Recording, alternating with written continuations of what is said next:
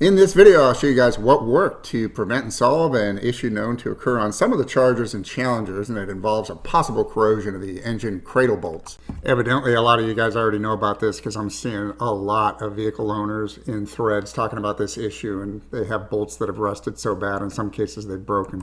It came to my attention while investigating a suspension noise that ended up being unrelated. I've put together a simple service process. It's 4 easy steps. You want to identify if the fender well has the funnel issue, remove and assess the condition of the bolts, and you want to prepare the existing, or if you buy brand new bolts, for installation, and then you want to remove the old seal and replace it. Now, what is an engine cradle or cross member? If this is the front, this is where the engine mounts are located. On the rear side of the cradle, you've got the 4 mounting bolts for your sway bar. And there are 4 bolts holding it to the frame of the vehicle. You have 2 front bolts. Those don't tend to have an issue. The 2 rear bolts are going to be the focus of this video because of the fender well funnel issue. A lot of corrosive material end up harming those bolts. And to show you on this 2011 SRT Challenger, we're going to have to put the car in the air and remove the front wheels and go into the fender wells. This is what it looks like. There's the funnel. So what's happened is the factory seal over that hatch has just succumbed to gravity and it's hanging open. And the way it hangs open acts as a funnel for water, salt. You can see all the gravel in there. It just accumulates and it's all trapped in the frame where it just bathes the end of the bolt, which looks like this, with corrosive materials. So we have to, first of all, remove the factory hatch cover. And if you peel this tape piece off, it really doesn't work out. So we're going to use a heat gun and a scraper to get the rest, because the tape really doesn't remove all the adhesive from the surface. So what we'll do is, I heated it up. We'll finish removing it with the scraper. Just take your time. And when you're done, it actually comes off really nicely. This is what it'll look like. You want to vacuum it out. You've got a lot of salt, you got a lot of debris in there that you don't want, so go ahead and clean it out. This is the head of the bolt. The bolts, of course, point upward.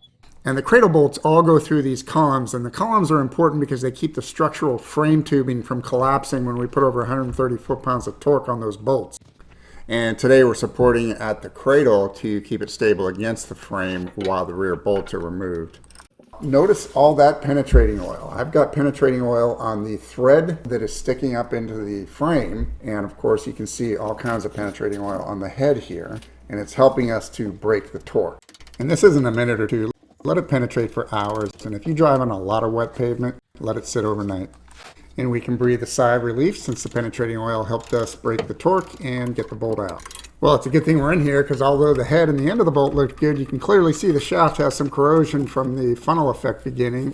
We won't worry too much about it until we get a closer look at the bolt. And I'll speed through this to save you guys some time. We're now on the passenger side removing the second bolt. And we can just look at these side by side. This is how they look before I take a wire brush to them, and this is how they look cleaned up. Surface rust like that loves to spread, so the cleanup and prep of these bolts is super important. So I'm glad I caught these in time to arrest the problem. I'm actually very pleased. These are beautiful, but they're not going to go on the vehicle until I've coated them, in this case, with something called chain wax. It's a motorcycle product. It just puts a heavy seal and lubricant on metal, and it tends to hang in for quite a while. And then on the tips of the bolts, we're going to give heavy grease, because the tips of these are just going to stick up and be exposed inside the frame sort of indefinitely. So we want those protected.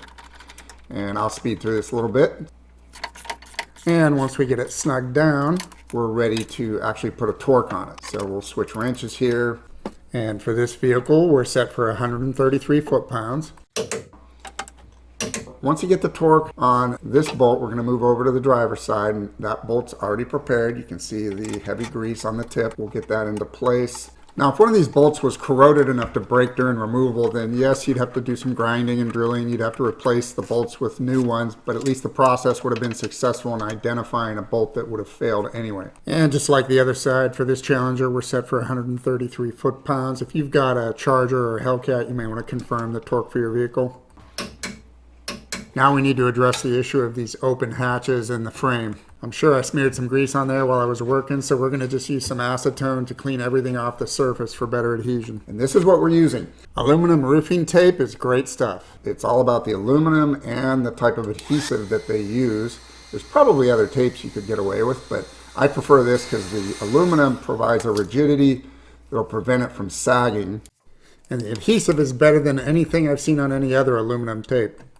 You'll notice when I put it on, I don't center it, I put it a little bit high because again, I don't want the gravity effect that we had with the factory seal where it sort of hangs down, droops, but you do want to make sure you get a full perimeter seal, and we'll do the same on the passenger side now. We'll heat up the metal so we get a better adhesion, peel the backing off, and center it a little bit to the high side so it's not going to sag down, and that's it.